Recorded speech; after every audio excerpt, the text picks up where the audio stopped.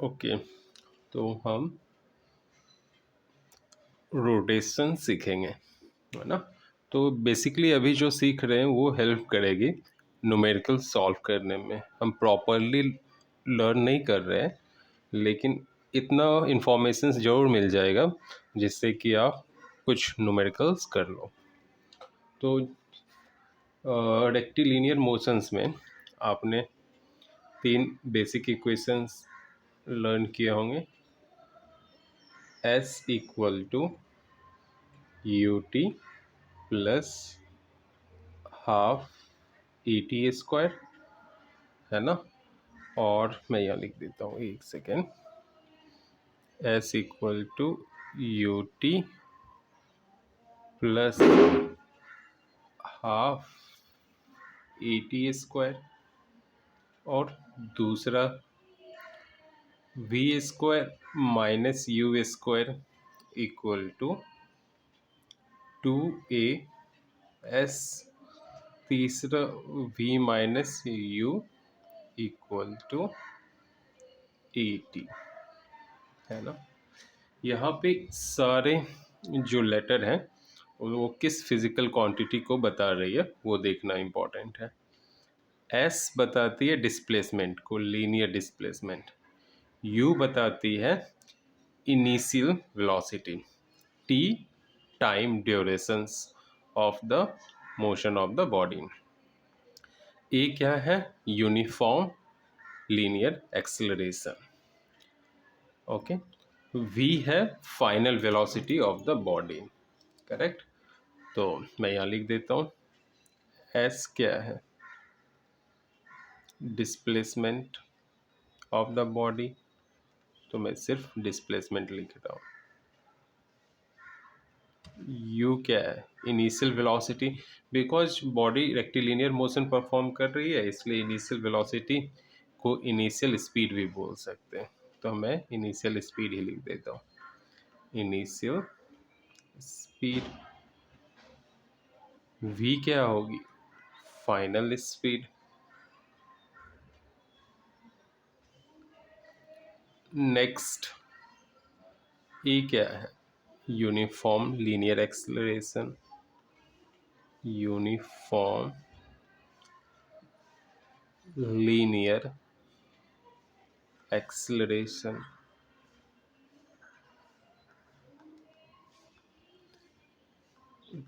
T है time interval या time duration, time interval किसका? मोशन का। ओके, यहीं से एनालॉजी लेना है, किसके लिए? एंगुलर, है ना, मोशंस के लिए, रेवोल्यूशंस के लिए, रोटेशंस के लिए। ओके, तो देखो एक सेकंड मैं इसको, हाँ, यहाँ जो S है वो क्या हो जाएगा? उसकी जगह पे आपको लिखना थीटा, मतलब एंगुलर डिस्प्लेसमेंट।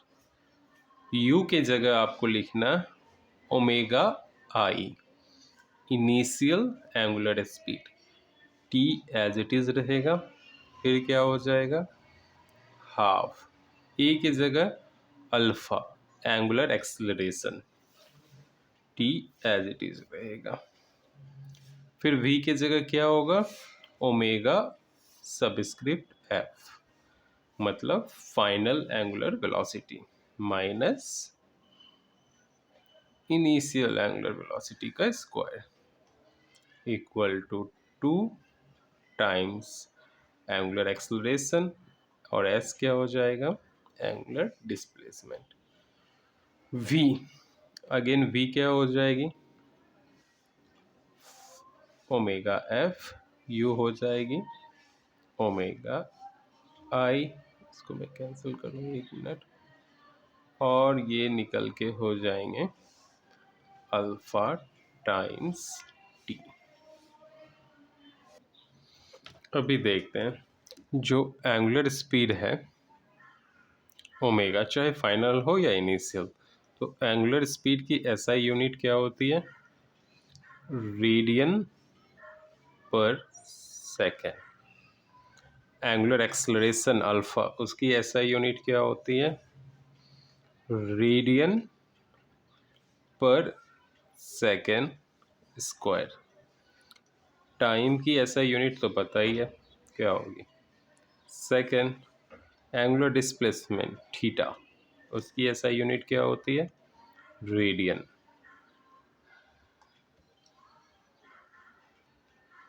अभी देखना है आपको, समझो एक आइसोलेटेड पार्टिकल है यहाँ, और इस पार्टिकल का नाम हम रखते हैं P, और ये रोटेट कर रही है किसी एक्सिस के अबाउट। तो मैं पहले ये इसका रेवोल्यूशंस दिखा दूँ। तो ये रिवॉल्व करेगी कुछ इस तरह से,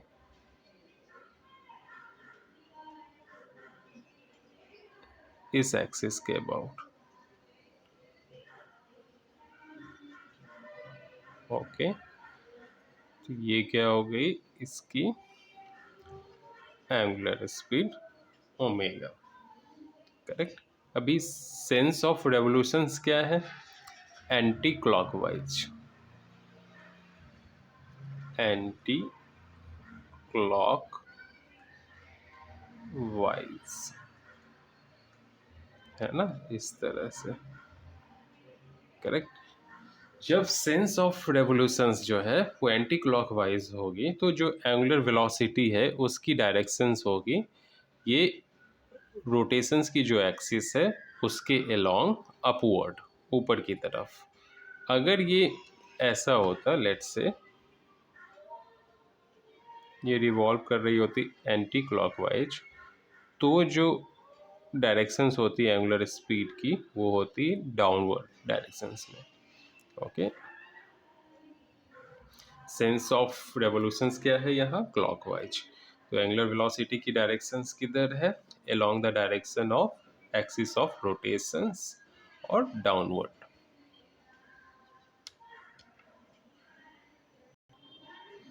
देखो, एक रेवोल्यूशंस में क्या होगा? एक रेवोल्यूशंस में, एक सेकेंड, हाँ, ये जो पार्टिकल P है स्टार्ट होगी एक रेवोल्यूशंस में, यहाँ से चलेगी एक सिंगल रेवोल्यूशंस में, और कहाँ आ जाएगी?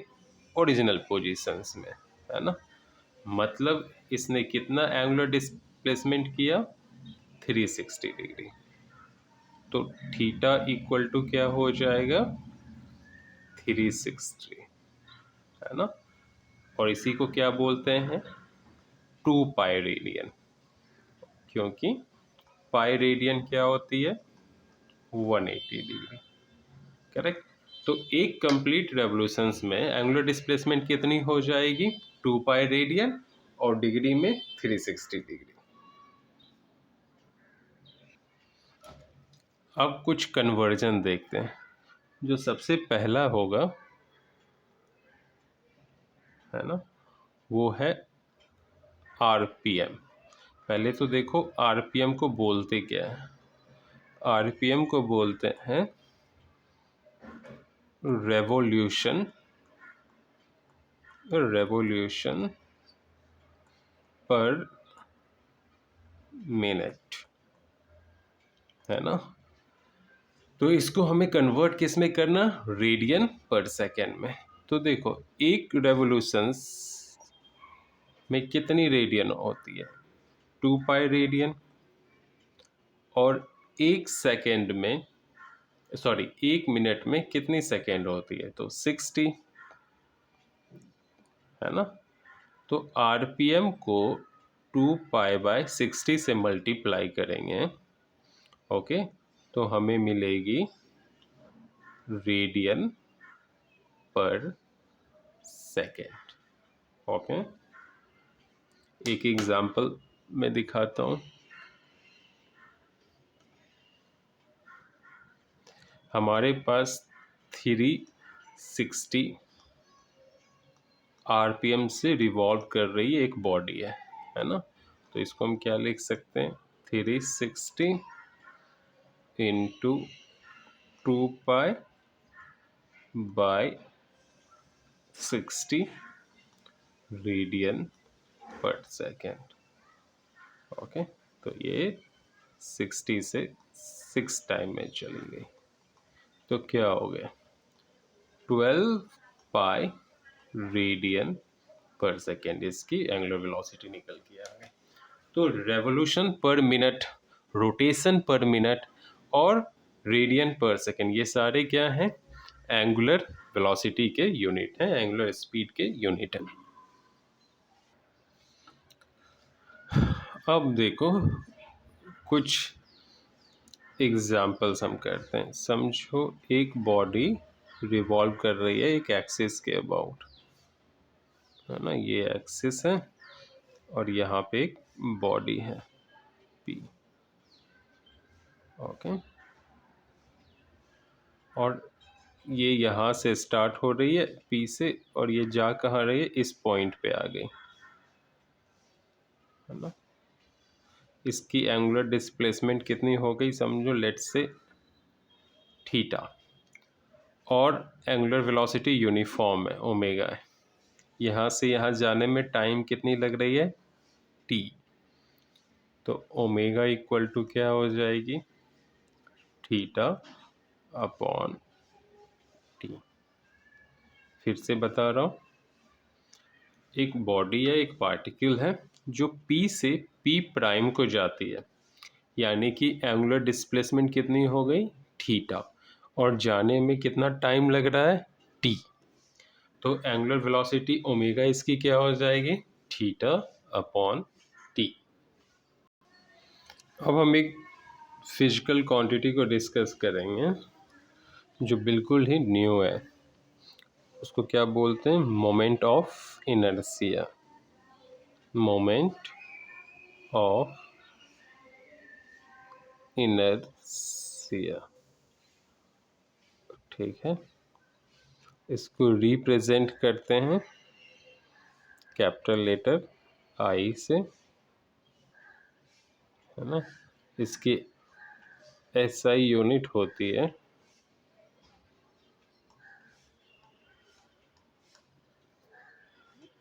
केजी मीटर स्क्वायर, और ये स्केलर होता है, बहुत इम्पोर्टेंट रोल प्ले करता है रोटेशनल मैकेनिक्स में, बहुत ही ज़्यादा। तो डिफरेंट शेप्स की, डिफरेंट मास की मोमेंट ऑफ इनर्शिया डिफरेंट होगी, ठीक है। मोमेंट ऑफ इनर्शिया डिपेंड किन किन चीज़ों पे कर, देखो जो मोमेंट ऑफ इनर्शिया है ना, ये डिपेंड करता है शेप, साइज, मास, है ना, इनके ऊपर। अब समझो एक आइसोलेटेड पार्टिकल है, सिंगल पार्टिकल है, आइसोलेटेड, एक कण है, पार्टिकल है जिसकी मास कितनी है, m, और वो क्या कर रही है, रिवॉल्व कर रही है, रोटेट कर रही है, और ये जो रोटेट कर रही है ये समझो इस एक्सिस के अबाउट, थोड़ी टेढ़ी हो गई मेरी एक्सिस लेकिन इसको स्ट्रेट ही समझो, इस एक्सिस के अबाउट, करेक्ट। तो आपको क्या करना है, इस एक्सिस से इस पार्टिकल तक परपेंडिकुलर डिस्टेंस लेनी है ना। लेट्स से ये कितनी हो गई, r, और ये इस डायरेक्शंस में रिवॉल्व कर रही है।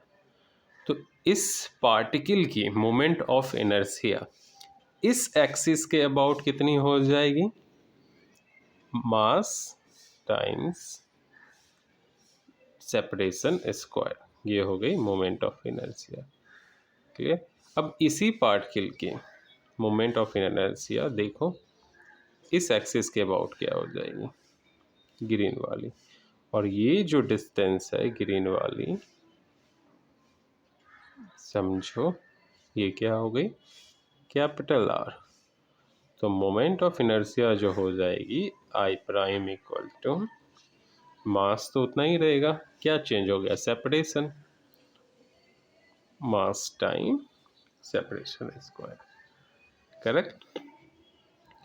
तो इस तरह से सिंगल आइसोलेटेड बॉडी का मोमेंट ऑफ इनर्शिया हम निकाल सकते हैं एक फिक्स्ड एक्सिस के अबाउट, है ना। अब इससे ऐसा यूनिट भी आराम से पता कर सकते हो, मास की क्या होती है किलोग्राम, रेडियस की क्या होती है मीटर, या सेपरेशन की क्या होती है मीटर, तो ये हो जाएगी मीटर स्क्वायर। अभी हम एक डिस्क्रीट सिस्टम लेते हैं, जैसे हाइपोथेटिकली मैं दो पार्टिकल का एक सिस्टम लेता हूँ पहले। एक ये हो गया M1, दूसरा कहीं यहाँ है, ये हो गया, तीन ले लेता हूँ M2, और एक और इधर ले लेता हूँ M3, करेक्ट। ये तीनों रिवॉल्व कर रहे हैं और किस एक्सिस के अबाउट, समझो इस ब्लू वाली एक्सिस के अबाउट। तो हमें इन सिस्टम का, ये सिस्टम तीन पार्टिकल से मिलके बनी है, तो उनका मोमेंट ऑफ इनर्शिया निकालना। तो पहले सेम लॉजिक, एक्सिस से परपेंडिकुलर ड्रॉ करो टिल पार्टिकल, यहाँ ड्रॉ किए, यहाँ ड्रॉ किए, और यहाँ ड्रॉ किए। समझो ये जो सेपरेशन है एक्सिस से वो R1 है, इस पार्टिकल का सेपरेशन एक्सिस से R2 है, और पार्टिकल 3 का सेपरेशन एक्सिस से R3 है। तो इस इंडिविजुअल पार्टिकल M1 का मोमेंट ऑफ इनर्शिया एक्सिस के अबाउट क्या हो जाएगा, M1 R1 स्क्वायर, M2 का कितना हो जाएगा M2 R2 स्क्वायर, और M3 का क्या हो जाएगा M3 R3 स्क्वायर। तो टोटल अगर करेंगे सिस्टम का मोमेंट ऑफ इनर्शिया, तो ये सारे क्या हो जाएंगे, ऐड हो जाएंगे।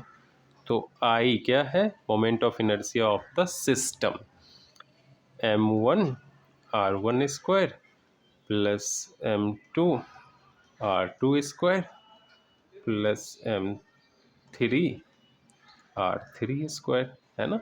ये किसकी हो गई, सिस्टम की मोमेंट ऑफ इनर्शिया। अब मैं समेसन का एक्सपांसन सिखा रहा हूँ। जैसे आपके पास समझो कुछ नंबर है 1 + 2 + 3, क्लियर है ना। आप इसको ऐसे भी लिख सकते हो और इसी चीज़ को ऐसे भी लिख सकते हो। समेसन का सिंबल डाला, यहाँ I, पहला नंबर क्या है 1 है, तो I = 1, लास्ट नंबर क्या है 3, तो ऊपर डालना है 3, और कहाँ से कहाँ वेरी, और इसको डाल देना है जस्ट I। मतलब इसको एक्सपेंड करेंगे तो क्या होगा 1 + 2 + 3। चलो दो और देता हूँ प्रैक्टिस करने के लिए। समझो यहाँ I = 1 है, और ये 5 है, और यहाँ भी हम I डाल देते हैं।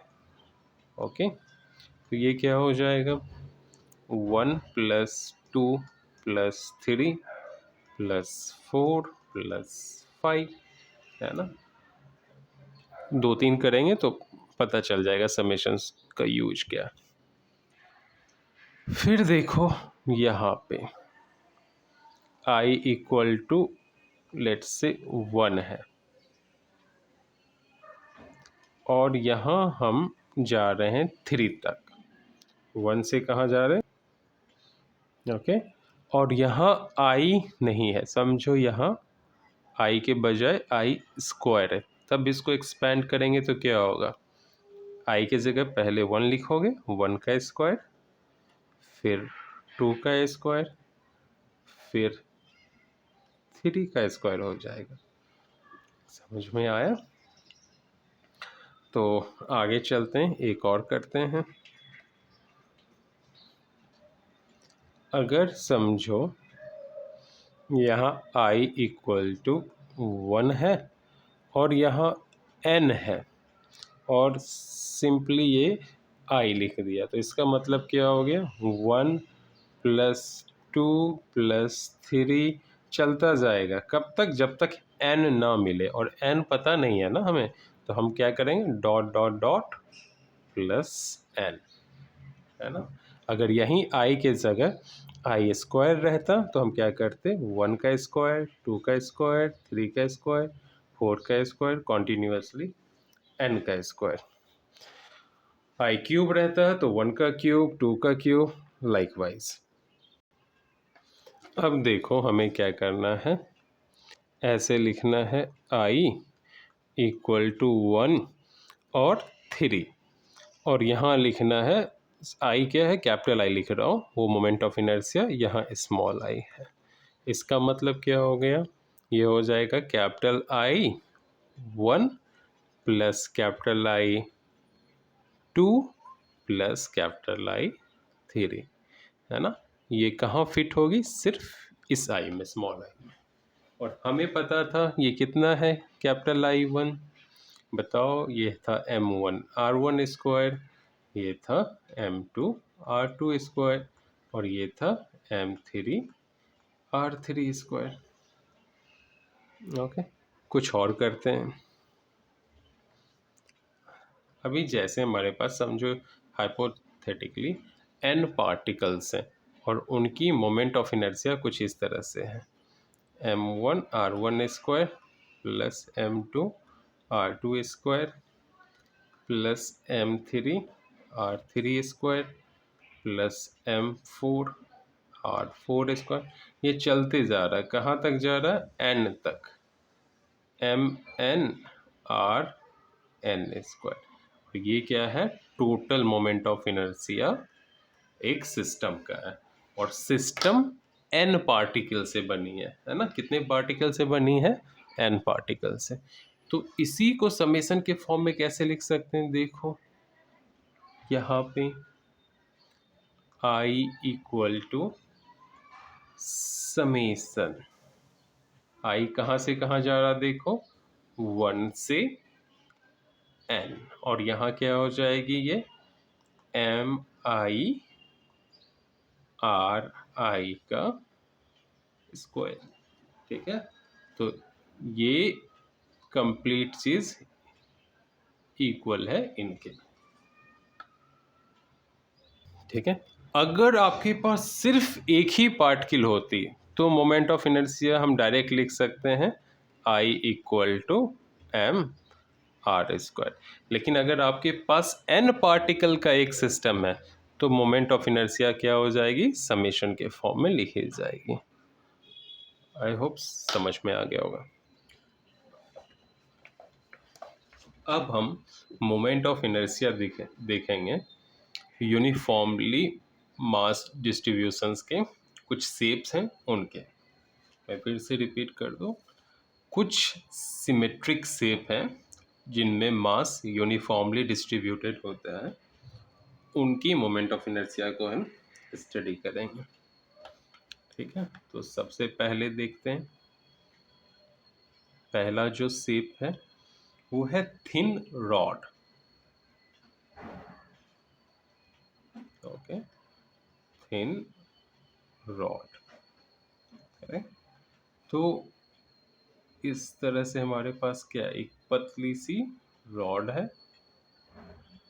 ओके। इस रॉड की टोटल मास कितनी है, m है।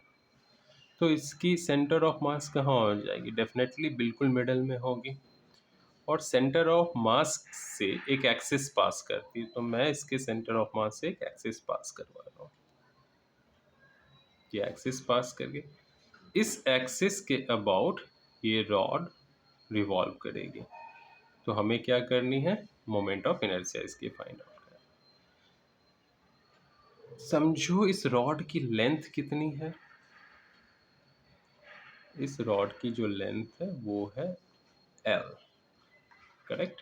तो जो मोमेंट ऑफ इनर्शिया इसकी हो जाएगी वो होगी I equal to ml square upon 12, ठीक है, ओके।